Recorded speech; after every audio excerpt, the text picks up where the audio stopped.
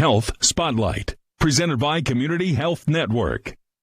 It's time for our Health Spotlight, and we welcome in Wish TV medical expert and former U.S. Surgeon General, Dr. Jerome Adams. Dr. Adams, thank you so much for joining us. Happy Friday. Hey, happy Friday to you, friend. The big news this week is the CDC giving the okay that the new updated COVID booster shots. How exactly are these different from what we used just last winter?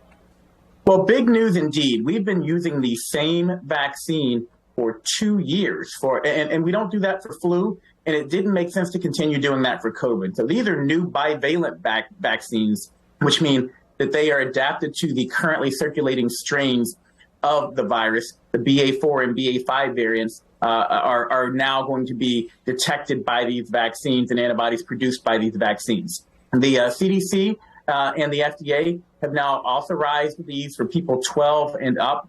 They will start showing up on shelves as soon as this weekend.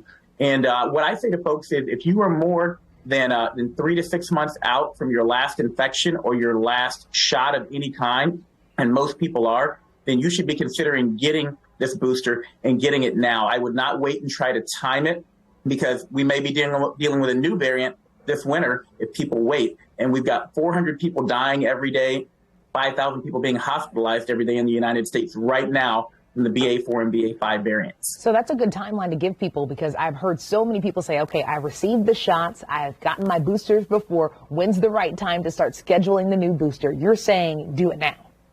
I'm saying do it now unless you've had a very recent infection or you just got your booster shot, because we know immunity starts to wane at 2 to 3 months. And so I tell people, look at that 3-month mark. If you're immunocompromised, if you're perfectly healthy, then maybe you can stretch it out to about 6 months, but I wouldn't wait much longer. If you're eligible for it and you're thinking about it, then I'd get it. And I got mine.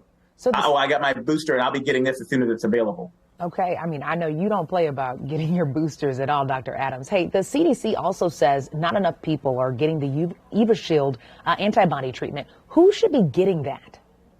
Well, this is a preventative antibody cocktail that can help reduce the risk of hospitalization by up to 90%.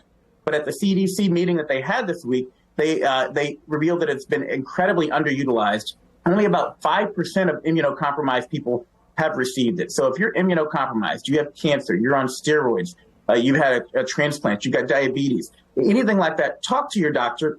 You take this medication every 6 months, and it can provide you extra protection in between vaccinations and boosters, particularly for people who may not have a robust response to a vaccination.